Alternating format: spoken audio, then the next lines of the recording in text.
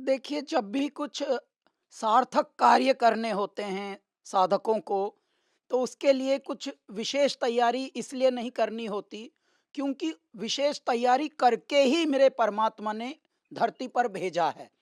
कहते हैं ना कि ये तो अपने जन्म का लेकर आया है, जिन्हें प्रोडिजी भी कहा जाता है।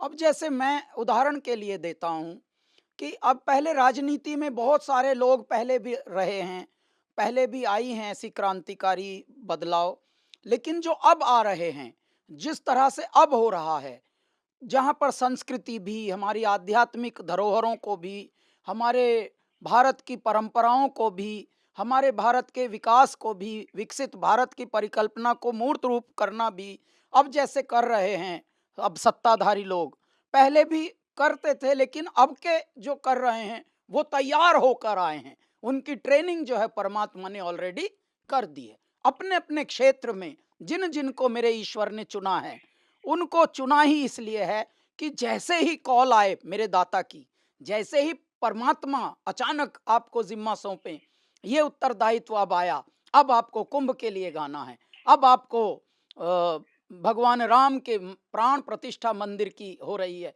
उसके लिए गाना है, अब आपको फला प्रयोजन के लिए गाना है। बस आप अपने व्यस्ततम अ, जो आपका जीवनचर्या है उसमें भी अचानक बस मुड़ जाते हैं, और एक रत्न आपसे परमात्मा यहाँ उगलवा लेते हैं। एक और रत्न अब उगलवा लिया गया है महाकुंभ संगम नाम से, जिसकी चारों ओर चर्चा भी चल रही है, और चारों ओर से बड़ों का आशीर्वाद मिल रहा है, छोटों का प्यार मिल रहा है। और क्योंकि ये बड़ा ऐतिहासिक उत्सव है, ये सनातन का एक ऐसा ऐतिहासिक उत्सव है जो आज की आज की संतति के लिए फर्स्ट एंड लास्ट उत्सव है। 144 वर्ष के बाद जो प्लैनेटरी पोजीशंस हुई हैं, जो जिस तरह से ग्रहों की जो स्थिति बनी है, उस ग्रहों की स्थिति से जो ऊर्जा का संवर्धन और पोषण हो रहा है, ये इस इस वाले महाकुंभ को जो भी दर्शन लेगा, जो भी इस महाकुंभ का अ, साक्षी दृष्टा बनेगा, वो इस ये वाला लक्ष्य उसके लिए प्रथम और अंतिम ये होगा, क्योंकि 144 वर्ष का तो कोई जीता नहीं भौतिक संसार में। तो इसलिए ये बहुत ही विशेष, बहुत ही महत्वपूर्ण और बहुत ही अद्वितीय, अविस्मरणीय और अप्रतिम, अलौकिक एक जनमानस के लिए, एक सामान्य आत्मा के लिए होने वाला है।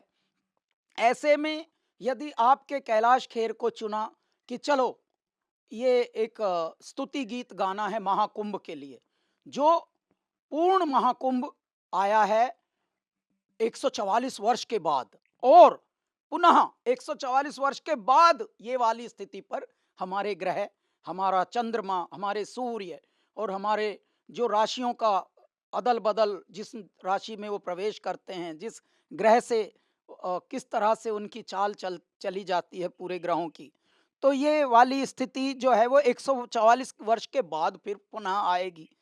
तो ऐसे में यदि कोई एक भी आपके हृदय से तरंग निकल रही है, तो वो समझ लीजिए एक प्रेयर, विशेष प्रेयर, विशेष प्रार्थना के रूप में, चलो गोता खाएं संगम में, करें तीर्थ स्थावर जंगम में, हर हर हर नर नारायण हैं, यही आदि अंत परायण हैं।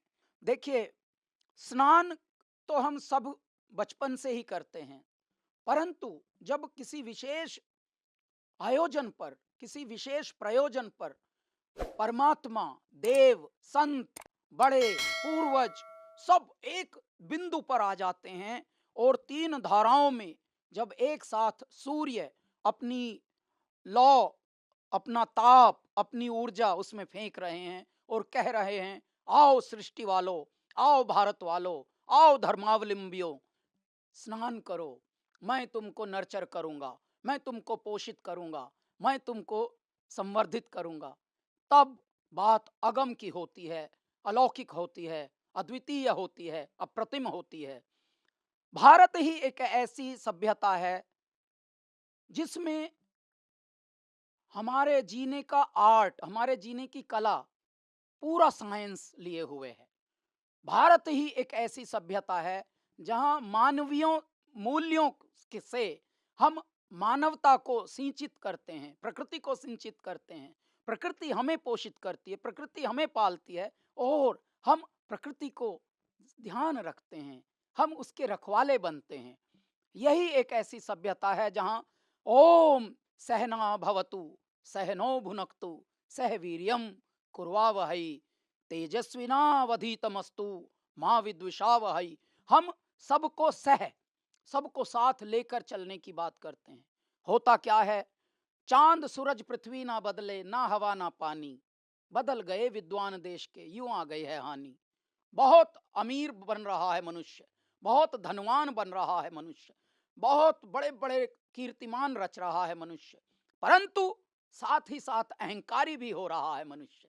आपको पता है, ये पृथ्वी, ये संसार, ये ब्रह्मांड एक नाव की तरह है। जैसे परमात्मा ने कटोरे में पूरी धरती रच दी, उस कटोरे में अगर छेद हो जाए तो पूरा कटोरा डूबेगा, पूरा कटोरा ही विनाश की ओर जाएगा।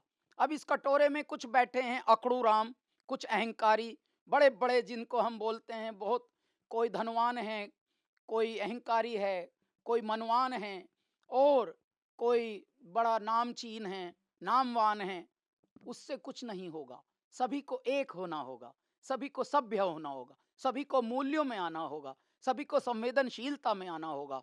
और ये सारी बात हमारे सनातन की जीवन शैली सिखाती है कि आओ बड़ों की सेवा करो, संतों की सेवा करो, गौवंश की रक्षा करो, माता पिता की सेवा करो, प्रकृति की सेवा करो। सेवा ही परमात्मा का सुमिरन है।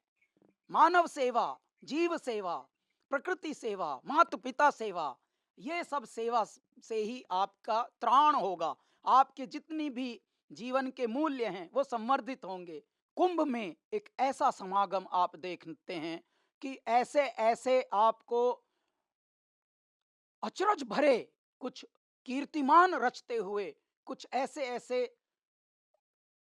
व्यक्तित्व मिलेंगे वहां, महापुरुष मिलेंगे वहां, कुछ संत मिलेंगे वहां, महात्मा मिलेंगे, कुछ साधक मिलेंगे कि आप चकित होकर ऐसे फटी की फटी आंख रह जाएगी आपकी।